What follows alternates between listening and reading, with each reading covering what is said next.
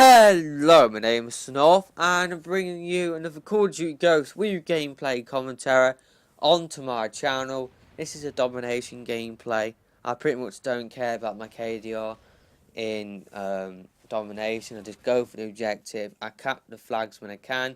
You will see me getting killed whilst I'm capping flags. That's what I do in domination. I don't care about how many times I get killed. I care about the victory. And it's a shame that not many people treat domination like that in Call of Duty. Pretty much people treat domination as team deathmatch. It's like pretty much most of the time in this gameplay I am the only one capping the B flag. And in my opinion, without me on my team, I think we would have lost the game.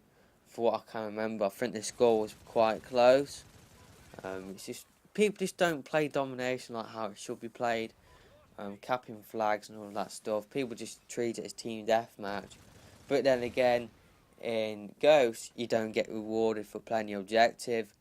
I don't think you actually get a point towards your kill streaks when you cap a flag. I could be wrong about that, but if that is the case, then I think that might be why people don't use or people don't cap flags in domination. People just try and get kill streaks in domination. That's what pretty much people do in Dom these days in Call of Duty. It's not about the objective, it's about going for these 100+ gameplays. And that's what people seem to do nowadays.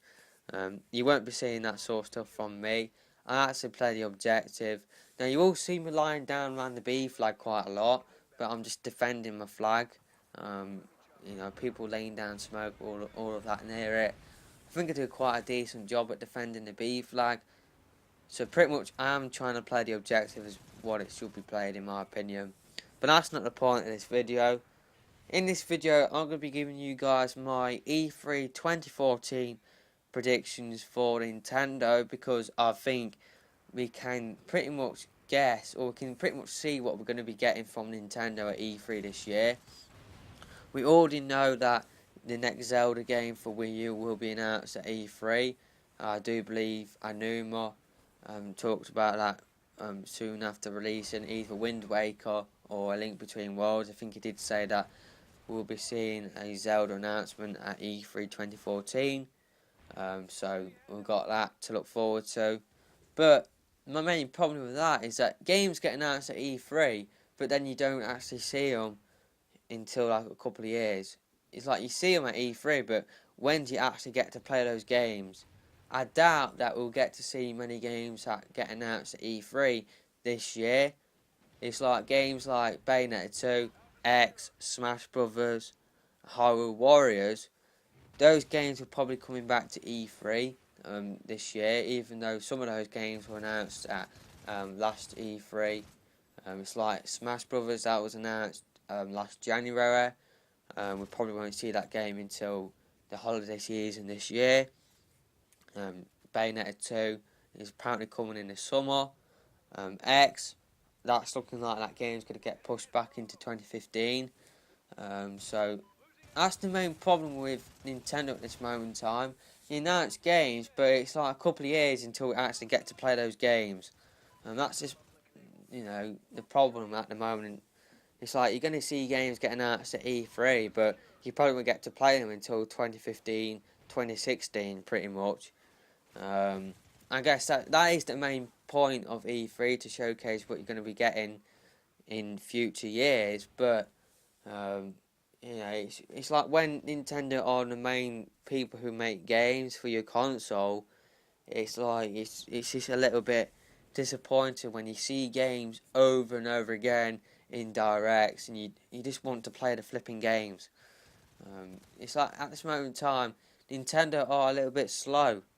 You just have to look at the Virtual Console. Last January, they announced the fact that we're going to be getting Game Boy Advance games for the Wii U Virtual Console, and we only seen those games in April. We're only seen about 4 or 5 of those games. It's like the Virtual Console itself, the release of games is very slow. I don't think we've actually caught up to the amount of games we had on the Wii Virtual Console. We're still behind the Wii Virtual Console. That ain't good enough. At this moment in time in the virtual console, we should be seeing N64 games. We should be starting to see GameCube games. To be honest, yeah, I'm not fussed about Game Boy Advance games for the Wii U. I think that sort of stuff should be released for the 3DS virtual console. I think we should start to see N64 games and GameCube games. It's just the release of games for the virtual console is just way too slow. It's not good enough. It's not good enough at all, the virtual console, and that's just my opinion. I think Nintendo they're sloppy at this moment in time. They really are sloppy, but that's not the point of this video.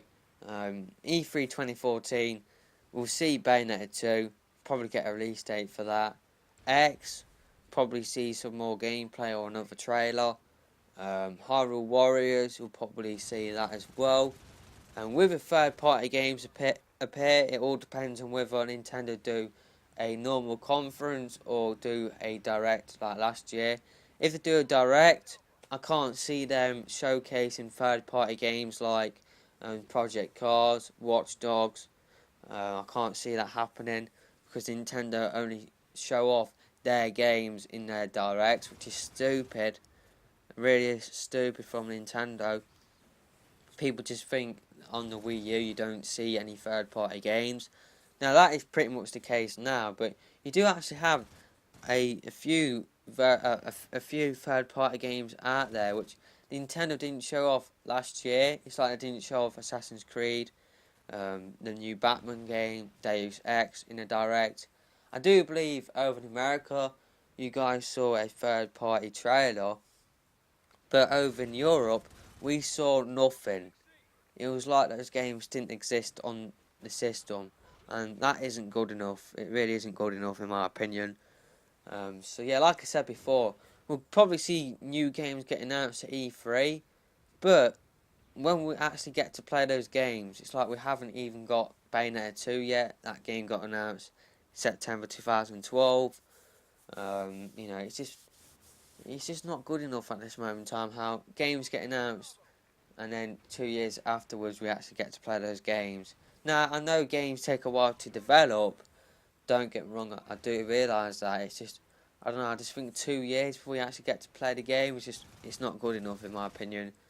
But other consoles do the same as well. You probably get to see PS4 games that appeared last E3 at this E3. Same with Xbox One. It's just the same.